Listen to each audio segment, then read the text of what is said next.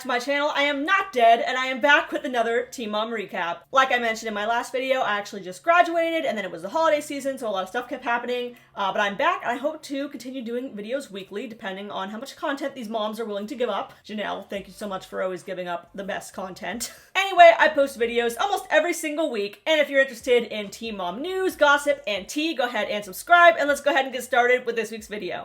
So all was quiet around the Teen Mom world for a while. I will say that the few weeks that I missed were not too much went on. And I do think it's partially because they're not filming, so they don't have that financial incentive to act out. But I also think that it has to do with the fact that Jenelle was out getting surgery for a few weeks. She announced on Instagram that she replaced her breast implants and got a tummy tuck in this post.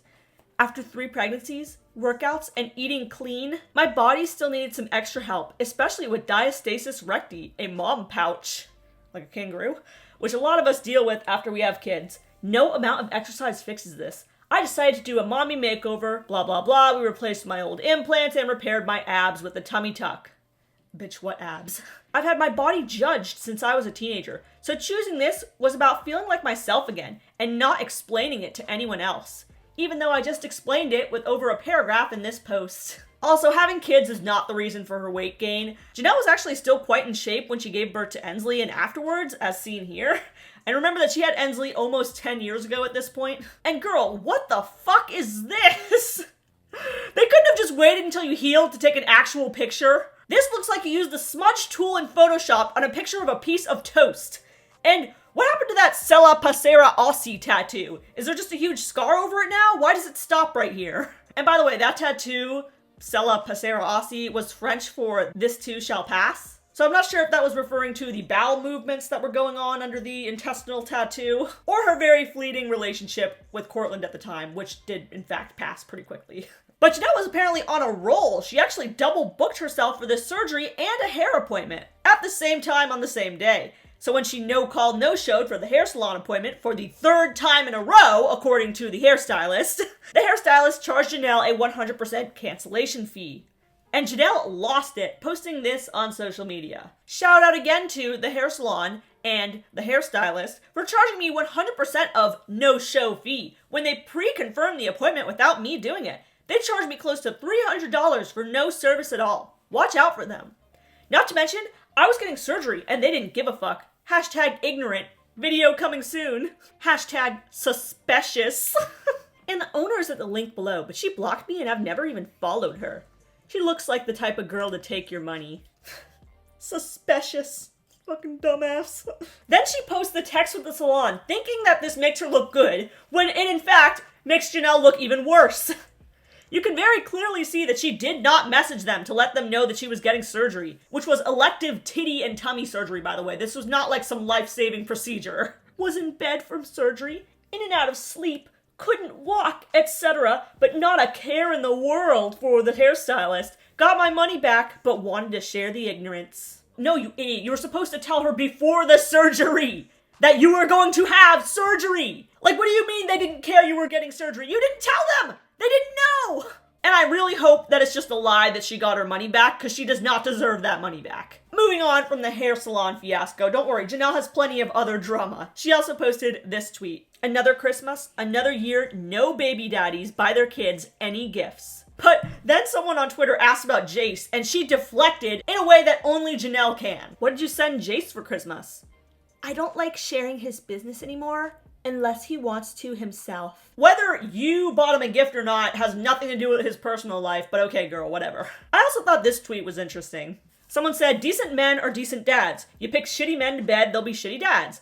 And Jenelle says, let me get my scanner out to see if they are decent men. You can't just look at someone and pick them because they seem good. I knew someone for 7 years, and once I met them, they were complete shit. I'm convinced you'll never get to know someone. And there is something to be said about people, particularly men, who will hide their true selves for a few months and then bam, they're a monster. But you don't need a scanner. Sometimes you just need common sense. Like, some people show themselves from the very beginning, like David. David was trashed from the very beginning. He had very public arrest records. People found it right away that he was physical with his ex. He's not allowed to see his son. Like, he was not smart enough to hide any of this, okay? And I won't even get into her confusing 3rd sentence there about I knew someone for 7 years and once I met them, they were a complete shit. I don't know if that's about August. because I think he managed her, like, from a distance and then they met in person. But the sentence makes no sense, because it's like, you knew them, but then you met them and they were trash. So are you trying to say, like, about, like, long distance dating doesn't work?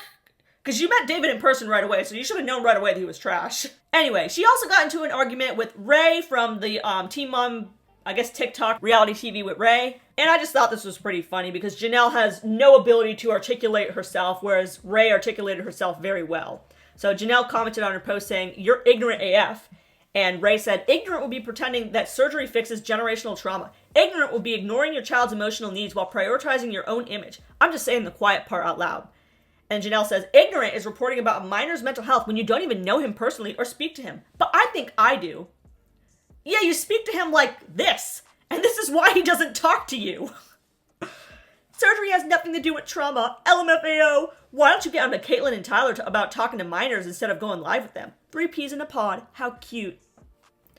And listen, Caitlyn and Tyler are not the greatest people either, but like, nothing in comparison to how horrible Jenelle is. And then Ray, I'm not going to read this whole thing, but she basically read Jenelle for filth, basically telling her you don't get to lecture anyone about minors' mental health when your entire parenting history has been documented by courts, CPS, police records, and your own footage for over a decade.